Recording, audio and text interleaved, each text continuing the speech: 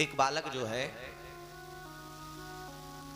काशी बनारस से वाराणसी से विद्या अध्ययन करके लौटा। पिताजी भी बड़े विद्वान थे उसके, तो ब्राह्मण था। ब्राह्मण बालक बड़ा तेज, बड़ा अच्छा विद्या अध्ययन किया, ज्योतिष कर्मकांड साहित्य में मर्मज्ञ हो गया। और जैसे ही अपने पिताजी के पास आया, पिताजी के चरण वंदन किए। पिताजी ने कहा, बेटा अध्ययन पूरा हो गया।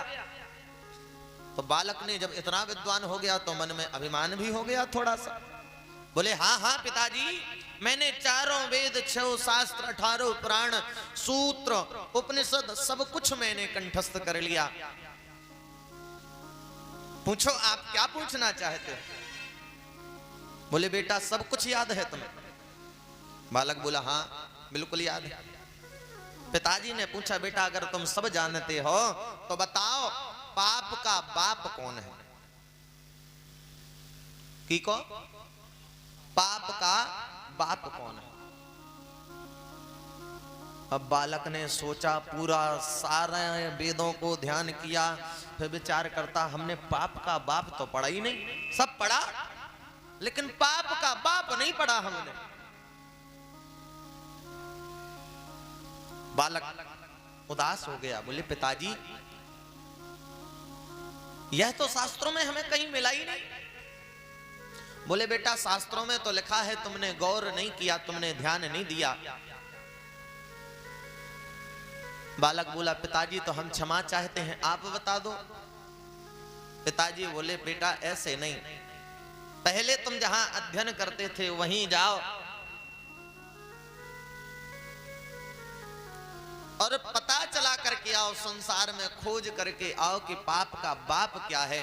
और जब कहीं पता ना चले तो हम बता देंगे, लेकिन जब बताएंगे जब कहीं पता ना पड़े। पिताजी ने कहा, बेटा जाओ, अभी तुम्हारी विद्या पूर्ण नहीं है। क्यों? क्योंकि तुम्हें अबे पाप के बारे में पता नहीं है और ना पाप के बाप के बारे में पता है, तो विद्या अधूरी है। बालक को भेज दिया।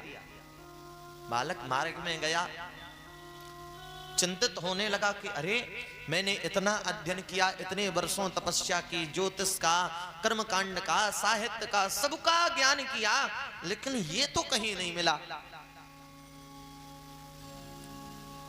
उसने एक बड़ा सुंदर मंदिर सा घर देखा।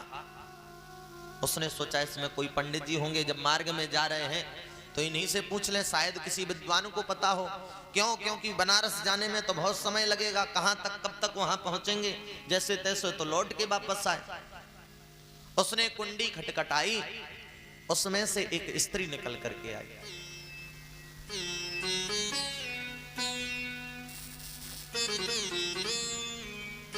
स्त्री जैसे दरवाजा खोला, उस बालक ने पूछा, ये पंडित जी का घर नहीं है क्या? ये तो बड़ा सुंदर मंदिर सा दिखाई देता है, मैं तो समझता था किसी ब्राह्मण का घर है। सो उस वेश्या ने कहा, उस स्त्री ने, कि नहीं नहीं, मैं तो वेश्या हूं, ये मैंने अपने घर को ही भगवान शिव का मंदिर बना लिया और मैं अपने मंदिर में, अपने घर में भगवान शिव को प्रतिष्ठित किए हूं, उनकी सेवा करती हूं, इसलिए यह मेरा घर जो है मंदिर के जैसा दिखाई देता है। अब जैसे ही उसने सुना बालक ने कि आए राम, ये तो वेश्या है, अरे शिव शिव शिव, कान पकड़े और उठ बैठे, भगवान क्षमा करना भगवान, मैंने बताओ वेश्या के घर की दरवाजे की कुंडी खटखटा दी। वेश्या बोली, अरे बालक इतने चिंतित क्यों होते हो? अरे इतने क्यों घबरा गए? बालक ने कहा, अरे देवी क्षमा करना, मैं तो समझता था किसी संत ब्राह्मण का घर है, मुझे क्या पता कि यहाँ तुम रहती हो। मैं तो एक प्रश्न लेकर के आया था, मेरे पिताजी ने पूछा कि पाप का बाप कौन है, तो मैंने सोचा कि ये मंदिर दिखाई देता है, कोई संत होंगे, तो मैंने दरवाजा खटखटा दिया, क्षमा करना, बंद कर लो। वेश्या दरवाजा बंद करते हुए सोच रही कि अरे इसे पाप के बाप का नाम चाहिए और वो तो मैं ही बता सकती हूँ। अरे कहाँ भटकता जाएगा, मैं ही इसे बता दूं। वेश्या ने दरवाजे लगा करके फिर से पुनः दरवाजे खोले। जब तक वह बालक आगे निकल गया, वेश्या ने पीछे से आवाज लगाई, अरे बालक, आप कोई ब्राह्मण बालक हैं और आप पाप बारे में जानना चाहते हैं तो ये प्रश्न का उत्तर तो मैं दे दूंगी। किसी संत ब्राह्मण के पास जाने की इच्छा ही नहीं, आवश्यकता ही नहीं है। ब्राह्मण बालक ने सोचा, हाय राम, इस प्रश्न का उत्तर वेश्या के पास और मैंने नहीं पढ़ा। लेकिन प्रश्न का उत्तर कहीं भी मिले, ज्ञान कहीं भी मिले, ले लेना चाहिए। साधु ऐसा चाहिए जैसे सूप सुभाए और सार सार को कह रहे थोता नहीं उड़ाए। इसने सोचा, अरे ये वेश्या है तो क्या होगा, लेकिन इसे बाप के बाप का नाम पता है तो इससे पूछ लेना चाहिए।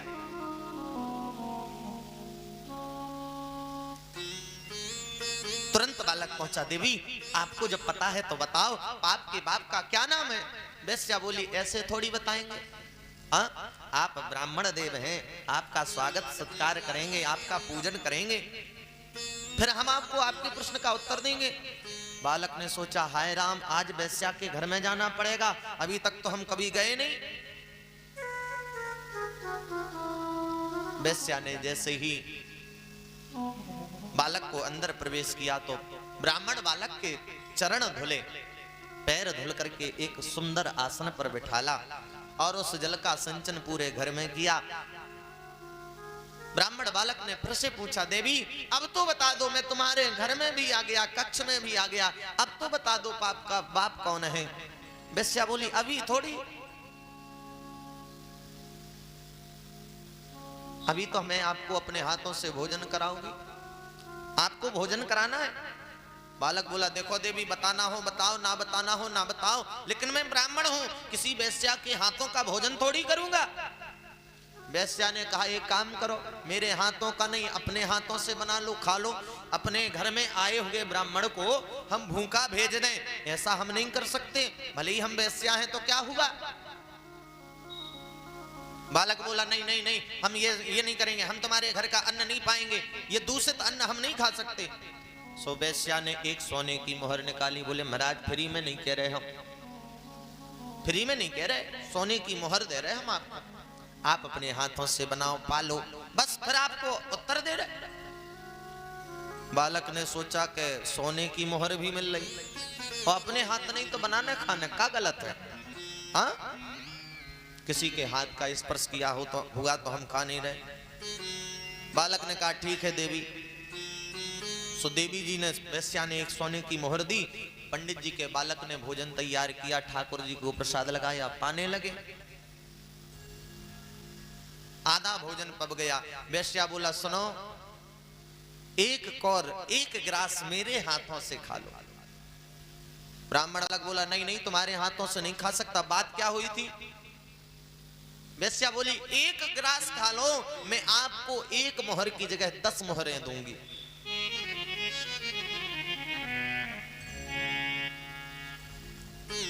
जैसी 10 मोहरें वेश्या ने दिखाई, बालक ने सोचा, अरे एक ही और तो खाने, कुछ ज्यादा खाना, हाँ एक ही गिलास तो खाना, और घर पर पंचगव्य का प्राशन करेंगे, पवित्र हो जाएंगे, छोड़ो, एक और में क्या बिगड़ता है। और बालक ने 10 मोहरें लेकर के और वेश्या के हाथ से एक गिलास खा लिया। वेश्या ने जैसे ही भोजन कराया अपने हाथों से, बालक की बुद्धि और थोड़ी सी बिगड़ गई। देखो, जैसा खाओगे अन्न वैसा होगा मन। अन्न का सीधा संबंध मन से है प्यारे। अगर अन्न का कण दूषित है ना, तो तुम्हारा मन भी दूषित हो जाएगा। जैसे कि भीष्म पितामह जी का मन भी दूषित हो गया था। दुर्योधन का दूषित अन्न पाने से भीष्म पितामह का भी दूषित मन हो गया। ऐसे आज ब्राह्मण बालक का भी मन दूषित हो गया। ब्राह्मण बालक ने जैसे ही प्रसाद पाया, एक गिलास खाया, भोजन समाप्त हो गया। बोले, देवी अब तो बता दो, बाप का बाप कौन है? वेश्या ने कहा, अभी नहीं, एक रात्रि तुम हमारे साथ मेरे कक्ष में शयन करो, तब मैं तुम्हें बाप का बाप का नाम अगले दिन बता दूंगी। ब्राह्मण बोला, हाय राम, अरे राम राम राम राम, मैंने तुम्हारी सारी बातें मान ली, अब तो तुम बढ़ती ही जा रही हो और मैं तुम्हारे साथ एक रात्रि वास करूं, ऐसा नहीं हो सकता। अरे मैं ब्राह्मण हूं, तुम तो मेरे प्रश्न का उत्तर दो और बस मुझे जाने दो। वेश्या बोली, हम फ्री में नहीं कह रहे, लोग तो हमें धन देते हैं मेरे साथ रात्रि व्यतीत करने के लिए, मैं धन लेती हूं, लेकिन मैं तुम्हें धन दूंगी। आज वेश्या ने कहा मैं तुम्हें 1 नहीं 10 नहीं 100 सोने की मुद्राएं दूंगी, केवल 1 रात्रि रुक जाओ। ब्राह्मण बालक ने सोचा कि चलो बनारस जाते तो जाने कितनी रातें निकल जाती, यही मान लेंगे कि 1 रात यहीं सही, रात्रि में कहीं ना कहीं विश्राम तो करेंगे, घर तो पहुंचेंगे नहीं, तो कहीं लेटना है, चलो वेश्या के घर में। सो ब्राह्मण बालक ने 100 सोने की मुद्राएं ली और रख ली। 1 रात्रि सुबह रात्रि भर वास किया और प्रातः काल जागा तो बोले देवी अब तो बता दो पाप का बाप कौन है। वेश्या ने कहा महाराज अभी भी तुम्हारी समझ में नहीं आया, हाँ अभी भी तुम्हें ज्ञात नहीं हुआ कि पाप का बाप कौन। अरे महाराज पाप का बाप है लोभ,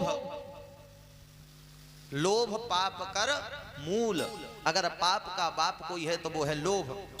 1 सोने की मोहर के लोभ के कारण तुमने मेरे घर में प्रवेश कर दिया, हाँ अपने हाथों से तुमने भोजन बनाया 1 सोने की मोहर के कारण, 1 सोने के लोभ के कारण। और बोले महाराज तुम्हारा लोभ तो देखो बढ़ता ही गया, कम नहीं होगा। मैंने जैसे ही 10 मोहरें दिखाई तो तुमने एक वेश्या के हाथों से भोजन कर लिया। अरे तुम कैसे ब्राह्मण हो? और तो ठीक है मैंने तुम्हें 100 मोहरें दी सोने की, तो तुमने रात्रि भर मेरे साथ वास किया, तुम्हें लज्जा नहीं आती? तुम ब्राह्मण नहीं, तुम ब्राह्मण के नाम पे कलंक हो।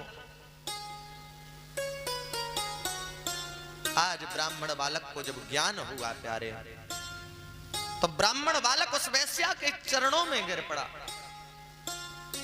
और जो सोने की मोहरें 111 प्राप्त हुई थीं वह चरणों में चढ़ा दी। हे गुरु माता जो ज्ञान संसार में उन पुस्तकों से नहीं मिला वो ज्ञान आपसे प्राप्त हो गया, धन्य हैं आप, धन्य हैं। और पाप के बाप का नाम समझ करके अपने पिता के पास गया, बोले पिताजी पाप के बाप का नाम मुझे पता चल गया, उसका नाम है लोभ। जीव को कभी लोभ नहीं करना चाहिए, क्योंकि लोभ कभी कम नहीं होता, नित्य प्रति बढ़ता जाता है। आज 10 की इच्छा है, कल 100 की होगी, परसों 1000 की होगी, फिर लाख की, फिर करोड़ की, फिर संसार की सारी संपत्ति मेरी हो जाए, यह जीव को लोभ दिन प्रतिदिन बढ़ता जाएगा।